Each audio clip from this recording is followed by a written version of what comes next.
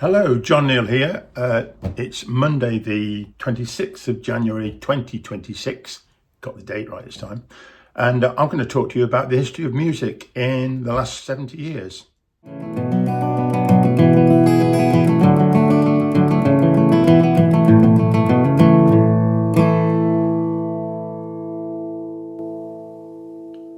Well, why is it 75 years? Because this year I will be 75, and in my lifetime, the way we listen to music has changed dramatically. And it seems to be getting faster all the time. You can't go 5 years without another change occurring. Back in the day, in the 1950s, I remember going to visit my sister, who's older than me, and we used to listen to records which were 78 revolutions per minute. There were 12-inch discs made of shellac or similar. I say that because if you drop them, they would break. You could smash them to pieces. Whereas now, not nowadays, but after that, records were made out of more durable sort of plastics. Anyway, and on that 78 revolutions per minute, a 78 you would call it, you would get one record. So you have to pick it up, turn it over and play it again. And you put on it an arm which had a little needle on, which would sit in the groove inside the record and wobble about to create the sound that was on the record. Very clever system. Of course, it goes way back to the early 20th century, a development by Thomas Edison. And it hasn't changed much since then, up to the 1950s. Of course, there was radio as well that we could listen to, but there were very limited number of stations. In Britain, we used to have the Light programme, which used to occasionally play light music. And once a week, maybe, there'd be pop music. But it was a very staid and stuffy sort of programme that they put out. And there was a very good children's programme, actually, on Saturday mornings, which I used to listen to. And that was very popular. But the radio really got going in the 1960s when, with pressure from just the people and the youngsters, the teenagers, we ended up with Radio 1. But that was started before that with pirate radio stations, including Radio Luxembourg, which came mostly in the evening, and it was characteristic that they used to fade in and out as it was broadcast from the continent over here. And then you had the pirate radio stations, which were staged just off the coast because they were in international waters and therefore didn't comply to any broadcasting rules in Britain. Radio Caroline, Radio London, and so on. And Tony Blackburn, who is still going, God bless him, he's well in his 80s now, opened Radio 1 back in 1967, having formerly worked on the pirate radio stations in the 1960s. Radio 1, of course, and the pirate radio stations were made more accessible by the transistor radio, because the radio in the 1950s, at least, would have been a big cabinet thing stuck in the living room, maybe with an aerial trailing out from it and being plugged into the mains. And in the back of them, TVs as well, would be stuffed with a number of valves, which were like small, well, not so small, glass tubes, look like light fittings really, that glowed, and that's what made the radio work. With the advent then of transistors, then the radios became smaller and far more compact, and just with a battery, so you could carry them around all over the place. So the transistor radio, or as the tranny as we would call it, was very popular and certainly made the listen to music totally different and far more accessible to so many different people. The listening to music on a record, particularly on the 45s, that's 45 revolutions per minute, really dominated the 1960s. This is a record, like this is it. And if you look closely at it, there are just little grooves here. The needle sat on, and as you spun it round on the turntable, you could hear the music. And you get one song on each side. And the songs had therefore to be about 3 minutes long, not much longer than that. However, things developed because then they'd had long playing records, which were much bigger. This is an original. This is my Abbey Road album, and you just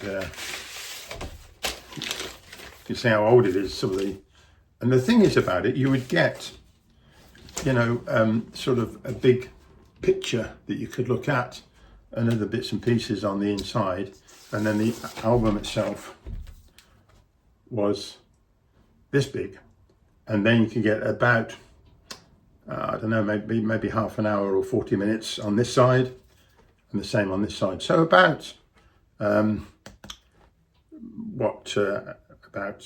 6 or 7 songs on this side and 6 or 7 on the other. And so the long playing record, the LPs, were the ones that made the accessibility and the listening to records, pop music, popular in the 60s. So all the big names, the Rolling Stones, the Beatles, Beach Boys, whatever, all came through on either these discs or later these. But coming in close behind was the tape recorder. And the tape recorder meant that this was playable in a car. If you had a tape player in the car, which you probably didn't have.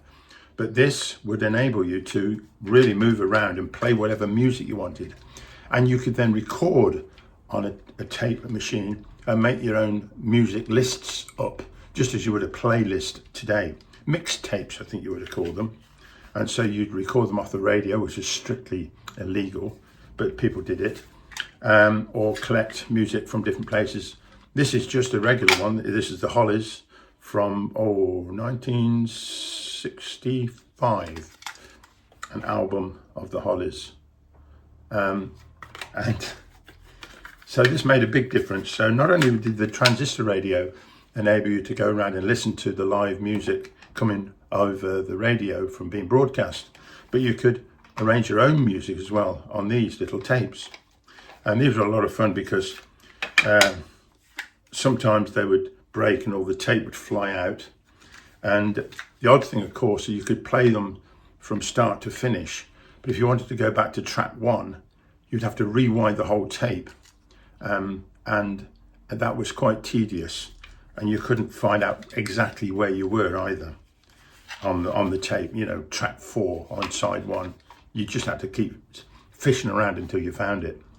Now we move on to CDs, compact discs. This is a compact disc. This is it. And it's just a shiny disc. It's quite smooth, and it's read by a laser light, and the music on it is in MP3 format, which was developed by some Germans, and it compressed all the message down to a very small significant amount, so you get a lot on a CD. So the whole album now, which was previously on 2 sides of an LP, could all be put on here. And this was, it wasn't indestructible, but it was very durable, and of course it was very easy. Look, it's only this thin, and so you could, if you had a CD player in the car, which cars had then, you could play them quite easily, and you could jump from track to track quite easily to go to track 4 or 3 or whatever, and they would arrive in a little case like this. So this is a steel span one, and Maddie Price actually signed this one for me. So there you go. So once the music had been digitized and made digital, then a whole new era emerged. And then these are really remarkable. This is an iPod. And on here, you've now not got just one album, but you could have hundreds of albums and songs on this one little device, because the digitized song, the file with the information about the song, was so small now, and the electronics had got so tiny. I mean, look, this is all it is. It's like a tiny little thing, and there's just holes in the bottom where you plug your earphones in, and iPods. Yeah, really, really spectacular. And suddenly, well, things have just leapt forward a tremendous amount, but there's more to come yet. So we'd entered the 21st century with the digital world emerging, both with sound and vision as well. Digital cameras were coming along as well. That's a whole another story, crikey.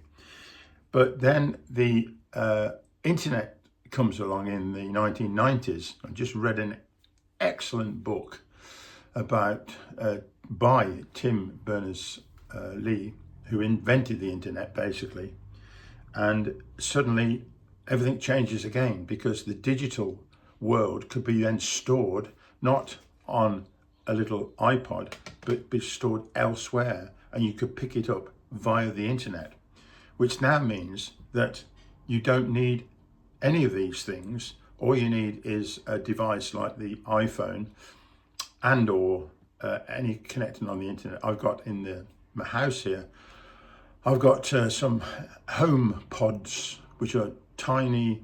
They're only about as big as a large tennis ball, speakers, which are absolutely brilliant. And all I have to do to make them operate is to say, play a song, and it will, if that song has been recorded anywhere in the world ever, it's more than likely going to be able to pick it up and play it to me. Not only that, but it can also then play another song which is similar to it. So it thinks, oh, this is the song you like. Oh, maybe you like this one and this one and this one as well. So the algorithm will then suggest other songs for you. Or indeed, you can not only play individual songs, but you can play the best of a particular artist, or you can play a playlist that you've made up. I've got a popular playlist, so I've made them on the computer, and it will play that. And when it's run out, it will carry on playing music similar to that as well. It is just really quite remarkable. In fact, we were sitting at Christmas with my sisters, and we were having some sandwiches, and she said, oh, it'd be nice to have some Christmas music.